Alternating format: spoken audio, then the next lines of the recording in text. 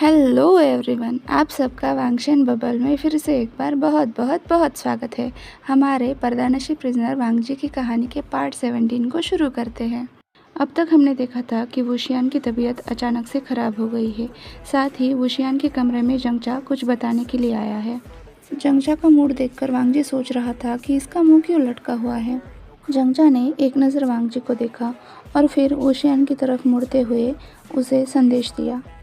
ASEAN, मम्मा और बाबा चाहते हैं कि तुम तुरंत सभागृह में उपस्थित रहो। और फिर से एक बार उसने वांगजी की तरफ देखा, फिर अपनी बात पूरी की। वांगजी यहाँ मेरे साथ रहेगा। मम्मा और बाबा चाहते हैं कि मैं वांगजी का तब तक ख्याल रखूँ जब तक तुम सभागृह से होकर नहीं आते।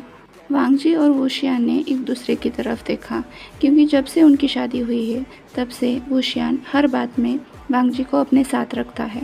यहाँ तक कि उनके माता पिता भी चाहते थे कि वो दोनों साथ मिलकर यूनमेक की बागडोर संभालें। उनकी माँ यू जियान भी जियांग फिंगमियान की आधार स्तंभ थी। दोनों साथ मिलकर जियांग राज्य को चलाते थे, इसलिए उनके बेटे से भी उनकी यही अपेक्षा थी। जब वुशियान ने अपने फुरेन के रूप में लान वांगजी को चुन लिया, उससे मैडम यू की अपेक्षाएं और भी बढ़ गई। पहली मुलाकात में ही उन्होंने वांगजी को अपना शिष्य बनाया।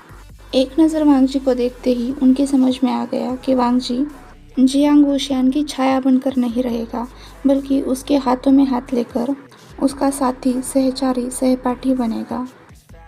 वुशियान से भी ज़्यादा वांगजी के निर्णय निष्पक्ष होते थे, इसीलिए वांगजी को जियांग फुरेन की जिम्मेदारियों से अवगत कराने का जिम्मा खुद मैडम यू ने लिया था। पहल तो इस बात से जियांग फिंगमियान सहित वुशियान और लांझा, यहाँ तक कि जंगचा भी चौंक गए थे। हालांकि उन्होंने आगे कुछ भी नहीं कहा, लेकिन उनकी एक इसी बात से सबको समझ में आ गया कि उन्होंने लान वांगजी को जियांग फुरेन के रूप में स्वीकार कर लिया है। इसीलिए जब अचानक वांगजी को सभागृह में आने से मनाही की गई, तो ये बात वांगजी और वुशियान के पल्ले नहीं पड़ी। सांगफू, आप चले जाओ। माँ और बाबा को ज़्यादा देर तक इंतज़ार करवाना ठीक नहीं है। मैं यहाँ पर ठीक हूँ, वांगजी ने प्यारी सी मुस्कुराहट के साथ कहा। वुशियान वांगजी के रेशमी बाल सहला रहा था।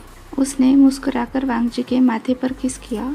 जंगचा और वांगजी को अपने कमरे में छोड़कर वो सभागृह की तरफ निकला। जियांग सभागृह में पहुंचते ही वुशियान ने पाया कि उसके माता पिता वहाँ पर अकेले नहीं हैं। उसने नी मिंगजे को देखा, जो नी हुएसांग और नी यांगजी के बीच में खड़े थे। साथ ही जिन गुआंगशाओ भी जिन गुआंगयाओ और जिन लूशी के साथ खड़े थे। सभागृह का वातावरण बहुत ही ज़्यादा तंग था, जैसे कि बस चिंगारी उठने की देर थी, सब कुछ जलकर राख हो जाता। अपने संधि से जुड़े राज्यों को देखकर वुशियान के मन में सबसे पहले यही सवाल आया, गुसु राज्य से कोई क्यों उपस्थित नहीं है? क्या संधि से जुड़ी कोई बात है, या फिर गुसु में कोई अनहोनी हुई है? चाहे कुछ भी हुआ हो, लेकिन वो वांगजी के चेहरे पर फिर से उदासी नहीं देखना चाहता था। वातावरण का तनाव देखकर वुशियान ने पहले ही अपने आप को संभाल लिया। उसने गंभीर मुद्रा धारण करते हुए सबको जोशिया किया। आसन ग्रहण कर लो वुशियान, जियांग फिंगमियान ने कहा, जिनकी आवाज़ से परेशानी झलक रही थी। वुशियान ने भी बिना कुछ कहे अपने पिता के बाईं ओर जो उसका आसन है वो ग्रहण किया। अब जाकर मैडम यू ने अपनी बात रखी। आपके कहने का क्या मतलब है? क्या आपको जियांग घराने का भविष्य खतरे में दिखाई देता है? वुशियान ने तुरंत अपनी भौहें उठाई। इसका मतलब ये लोग अभी इसी बारे में बात कर रहे थे। उसने मुड़कर अपने माता पिता की तरफ देखा, जिससे कि उसके समझ में आए कि यहाँ आखिर चल क्या रहा है।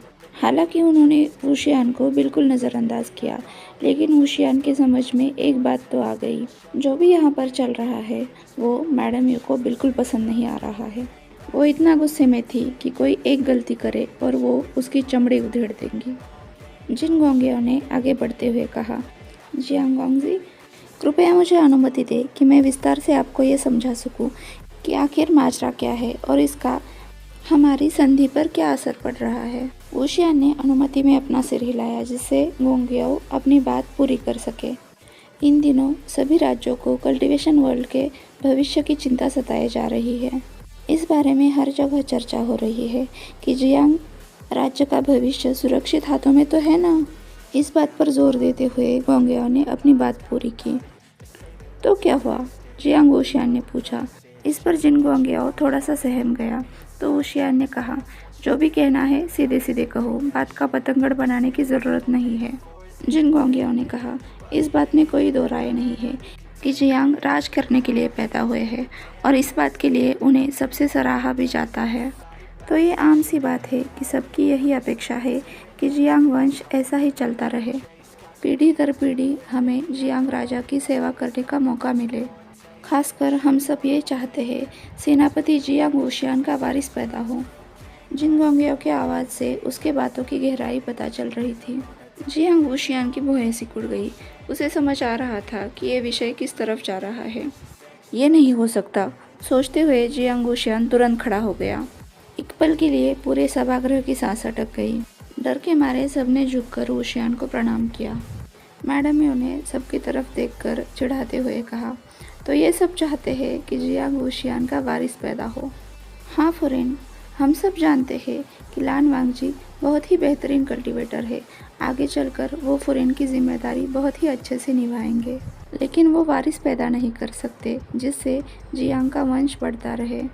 हम सभी जानते हैं कि जियांग गोंगजी लान अर्गोंगजी से कितना प्यार करते हैं, इसलिए वो उनका पद किसी और को देना नहीं चाहेंगे, लेकिन वो अपनी कॉन्कुबेन तो रख ही सकते हैं, जो न सिर्फ जियांग का वंश आगे बढ़ाएगी, साथ ही इस संधि को भी कायम रखेगी ताकि सभी राज्य जियांग राज्य के आश्रय में खुशहाल रहें। ये सब निये यांगजी बता रही थी। उसकी बातों से ऐसा लग रहा था कि उसे जियांग फुरेन की बहुत ही ज़्यादा चिंता है। निये हुएसांग अपने पंखे के पीछे चपल करता हुआ इस नाटक का आनंद ले रहा था। नी मिंगजे और जिन जुशियान भी सारी परिस्थिति देख रहे थे। वो जानते थे कि शहर में क्या चर्चा हो रही है, लेकिन उन्हें इस बात से कोई फर्क नहीं पड़ता था क्योंकि जंगचा अभी भी बाकी था। वो जियांग के लिए वारिस पैदा कर सकता था, लेकिन वो अपने भाई बहनों के दिल को भी नहीं तोड़ना चाहते थे, इसलिए वो चुप रहे। क्या पता इस चर्चा से शायद कोई बेहतर उपाय निकले। वुशियान को देखकर लग नहीं रहा था कि वो थोड़ा सा भी इस बात के प्रति झुकाव रख रहा है या फिर औरों की बात वो मानना चाहता है। जब तक वो और वांगजी एक दूसरे के साथ है, उसे किसी और चीज़ की कोई चिंता नहीं है।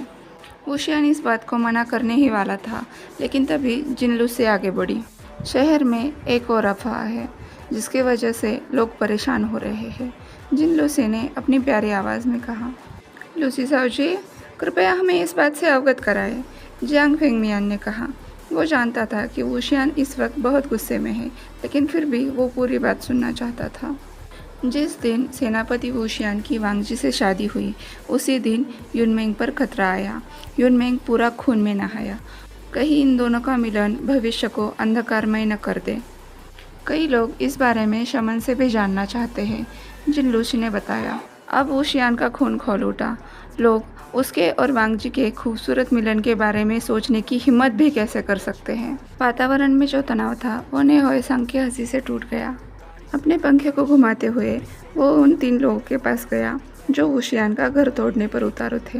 मुझे माफ़ कीजिए जियांग गोंगजी, ने होएसांग ने जियांग फेंगमियान और मैडम यू की तरफ झुकते हुए उन्हें प्रणाम किया और फिर अपने पंखे को नज़ाकत से फहराते हुए अपनी बात स्पष्ट करने लगा। मुझे लगता है शमन एक बात भूल गया है जो इस बड़े राज्य के लिए एक बेहतर भविष्य ला सकता है। जिस दिन सेनापति वुशियान की वांगजी से शादी हुई थी, उन दोनों ने एक दूसरे पर भरोसा दिखाते हुए अपनी जिम्मेदारियों को निभाया, जिससे ये बात पता चलती है कि वो किस चीज़ को ज़्यादा महत्व देते हैं, खुद के वैवाहिक जीवन को या फिर जियांग राज्य को। कौन सा नया जोड़ा अपने साथी को जंग लड़ने के लिए भेजता है जहाँ से वापस आने का कोई भरोसा नहीं। वांगजी लोटस पेयर में नया था, लेकिन फिर भी उसने अपने जान पर खेलकर लोटस पेयर की रक्षा की। उसने वुशियान का भरोसा जीत लिया। अब आप मुझे बताइए, एक राज्य को खड़े करने के लिए भरोसेमंद लोगों की ज़रूरत है या भविष्य बताने वालों की? निये हुएसांग अपने सामने खड़ी दोनों लड़कियों की तरफ देखकर मुस्कुराया। और मेरे ख्याल से जियांग राज्य अब सुरक्षित हाथों में है। निये हुएसांग अब जियांग परिवार और वुशियान की तरफ देखकर मुस्कुराया। वुशियान निये हुएसांग का तोड़ देखकर मुस्कुराया, साथ ही मैडम यू और जियांग फेंगमियान भी। जिन लूसी अब गुस्से में अपने होठों को चबाने लगी। यांगजी भी गुस्से में थी। जिन गोंगियों ने लूसी का हाथ पकड़ लिया, मुस्कुराते हुए अपना सर हिलाकर उसे शांत रहने के लिए कहा। ग्वांग ने अपने डिम्पल दिखाते हुए मुस्कुराकर निये से बात करना शुरू किया। आप बिल्कुल सही बात कर रहे हैं निये रगोंगजी, लेकिन इस काबिलियत से जियांग को वारिस तो नहीं मिल सकता। लोगों की बेचैनी कम करके उनका दिल जीतने के लिए जियांग गोंगजी को अपना उत्तराधिकारी पैदा करना पड़ेगा। गोंगयाओ अभी भी अपनी बात पर अड़ा हुआ था। अब मैडम यू खड़ी हो गई। वो उन उम्मीदवारों की तरफ जाते हुए बोली, और आपको क्या लगता है इस जिम्मेदारी को कौन अच्छे से निभा पाएगा? वुशियान और फेंग बियान बुरी तरह से चौंक गए। इस बात पर यकीन करना बहुत मुश्किल था कि मैडम यू जिन गोंगयाओ की बातों से इम्प्रेस हो गई है। वुशियान को अपनी माँ पर भरोसा था, इसलिए उसने शांत रहना ही ठीक समझा। मैडम यू ने जिन गोंगयाओ के सामने जाते हुए कहा, जिनर गोंगजी, आपको क्या लगता है कौन सी कॉन्क्यूबाइन मेरे पोते को जन्म देने के लिए सही रहेगी? मैडम यू के चेहरे पर मुस्कुराहट थी। जो उन्हें नहीं जानते थे उन्हें ये प्यारी मुस्कुराहट लग सकती थी, लेकिन जो भी कोई मैडम यू को जानता था उन्हें पता था कि ये मुस्कुराहट प्यारी तो कतई नहीं है। जिन गोंगयाओ हमेशा की तरह डिम्पल्स दिखाते हुए मैडम यू के सामने झुका। उसने कहा, ये नौकर तो बस यही चाहता है कि कल्टीवेशन वर्ल्ड सही हाथों में हो। लेकिन अगर जियांग फुरेन मुझसे पूछे तो मैं बताना चाहूँगा कि मेरी बहन जिन लूसी और निये शाओजिया, इनके बारे में आप सोच सकती हैं। ये न सिर्फ सर्वगुण संपन्न है, बल्कि ऐसे परिवारों से आती है जो आपके साथ संधि बना चुके हैं। अगर आप इन्हें स्वीकार करती हैं तो ये संधि को मजबूती ही देगा। जिनर गोंगजी, निये यांगजी ऐसे जता रही थी जैसे इस बात से उसे बहुत बड़ा झटका लगा हो। वो तुरंत मैडम यू के सामने घुटनों पर आ गई। नहीं फुरेन, मैं जियांग गोंगजी के लायक नहीं हूँ। यांगजी ने अपना नाटक शुरू किया। लानर गोंगजी के सामने तो मैं कुछ भी नहीं हूँ। मैं तो बस कल्टीवेशन वर्ल्ड में शांति बनाए रखना चाहती हूँ। इसके अलावा मेरे दिल में और कोई इच्छा नहीं है। इस बार वो अपना कौशल बेहतरी से दिखाना चाहती थी ताकि मैडम यू इस बार तो उसके झांसे में ज़रूर आए, जिससे वो उनका भरोसा जीतेगी और मैडम यू खुद चलकर उसे वुशियान के बच्चे की माँ बनने के लिए कहेगी। ठीक है, अगर तुम कहती हो तो। मैडम यू के इस बात से यांगजी के तो होश ही उड़ गए। यांगजी का दाव उस पर ही भारी पड़ गया। उसने तुरंत अपनी बात से पलटते हुए कहा, लेकिन फुरेन, मैं कल्टीवेशन वर्ल्ड के लिए कुछ भी करने के लिए तैयार हूँ। अगर वारिस देने से इसमें शांति बनी रहती है तो यांगजी को अब अपने साथ गिन सकती है। आपकी उम्मीदों पर खरे उतरने के लिए मैं अपनी पूरी मेहनत करूंगी। यांगजी अपने दोनों हाथ जोड़े हुए आंखों में नम्रता लिए मैडम यू से बात कर रही थी। तभी जिन लूसी भी इस नाटक में शामिल हो गई। वो भी तुरंत अपने घुटनों पर बैठकर अपने हाथ जोड़कर बोली, जियांग फुरेन, कल्टीवेशन वर्ल्ड के भविष्य के लिए मैं अपनी पूरी कोशिश करूंगी। मैं बेहतर अभ्यास करूंगी, हर चीज़ को पूरा ध्यान लगाकर सीखूंगी। ऐसा कोई काम नहीं करूंगी जिससे जियांग की प्रतिष्ठा पर आंच आए, और जियांग गोंगजी के वारिस के लिए सबसे बेहतर माँ बनकर दिखाऊंगी। लूसी को घुमा फिरा कर बातें करना पसंद नहीं था। जो भी है वो सीधी बात बोलती थी। यांगजी से अलग रास्ता अपनाते हुए उसने अपने दिल का साथ देने की सोची। चाहे अपने माता पिता हो या वुशियान के माता पिता, उनके सामने उसे ये बात बोलने में बिल्कुल शर्म नहीं थी कि वो वुशियान के साथ होना चाहती है। खड़ी हो जाओ। मैडम यू ने गंभीर चेहरा बनाते हुए बिल्कुल शांति से उन्हें आज्ञा दी। इस नौटंकी से अब वो ऊब गई थी। ये पहली बार नहीं था जब कोई वुशियान से शादी करने के लिए मरे जा रहा हो। ऐसे लोगों को पहचानने के लिए उनकी एक नज़र ही काफ़ी थी। दोनों लड़कियां मैडम यू की बात मानकर तुरंत खड़ी हो गई। उनकी नज़रें अभी भी ज़मीन पर थी। एकाएक मैडम यू के आवाज़ में सहजता आ गई और चेहरे पर भी। उन्होंने शांति से अपनी बात शुरू की। पिछले हफ्ते नदी के किनारे बसे शांग गाँव में बाढ़ आई थी, तो मैं वहाँ खाना और ज़रूरतमंद सामान पहुँचाने के लिए गई थी। सभागृह में खड़ा हर व्यक्ति मैडम यू की बात गंभीरता से सुनने लगा, क्योंकि मैडम यू कोई ऐसी व्यक्ति नहीं थी जो मजाक करते हुए एक बात से दूसरी बात पर ऐसे ही चली जाए और गंभीर मसले को यूं ही बगल दे दे। उनकी हर बात का कोई ना कोई तोल मोल तो ज़रूर होता है। वुशियान के बार बार मना करने के बावजूद भी मैं वांगजी को अपने साथ ले गई, ये जानते हुए कि वुशियान उसके बिना सो तक नहीं पाता। एक पर्वत पार करते हुए हमारे डेरे को पर्वत के लुटेरों ने चारों तरफ से घेर लिया। हड़बड़ी में हम सब लोग ये भूल गए कि वांगजी ने कुछ हफ्तों पहले वेंस के हमले से युनमेंग को बचाया था। इसीलिए हम सब बिखर गए, क्योंकि कुछ लोग वांगजी की रक्षा कर रहे थे, कुछ लोग ज़रूरतमंद सामान के साथ थे और कुछ लोग उन लुटेरों से लड़ रहे थे। तभी हमने हंगवंजुन का असली रूप देखा। वो तुरंत सामने आया और बड़ी ही इनायत से सारे शत्रुओं को काटने लगा, जिससे हमारी जान में जान आ गई। सबने इकट्ठा होकर फिर से लुटेरों से लड़ना शुरू किया। बिखरा हुआ सामान इकट्ठा करके हम उस गांव की तरफ चल दिए। बस इतना ही नहीं, रास्ते में वांगजी ने मुझे मेरी सारी गलतियां बताई कि किस तरह से हड़बड़ी की वजह से मैं अपनी शक्तियों का पूरा इस्तेमाल नहीं कर पाई। यहाँ तक कि मुझे अपने साथ लिए जाने वाले सिपाहियों में कुछ बदलाव भी बताए। लोगों की सहायता करते वक्त अगर उसके हाथ गंदे हो जाते हैं, जब वो ईंटें उठाता है, लकड़ियाँ उठाता है, तब भी उसे कोई परेशानी नहीं होती। वो खुशी से उन सब की मदद करता है जो उसका नाम तक नहीं जानते। ये बात बताते हुए मैडम यू के चेहरे पर मुस्कान के साथ साथ संतुष्टि और गर्व भी झलक रहा था। आंखें सभागृह में बैठे हर व्यक्ति को झांक रही थी।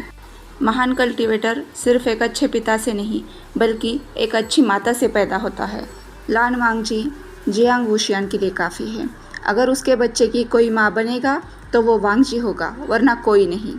मैडम यू के बातों से जियांग फिंगमियान, नी हुएसांग, नी मेंगजे और जिन जूशियान के चेहरे पर मुस्कुराहट आ गई। मैडम यू की बातों से जो विश्वास झलक रहा था, उससे यही प्रतीत हो रहा था कि उन्हें भविष्यवाणी पर पूरा भरोसा है। आज के लिए बस इतना ही। आपसे कल मिलती हूँ। तब तक के लिए अपना ख्याल रखिए। मेरे चैनल को सब्सक्राइब कीजिए। वीडियो पसंद आया हो तो इसे लाइक, शेयर और कमेंट कीजिए और वांगशियन बबल में खुश रहिए। Thank you.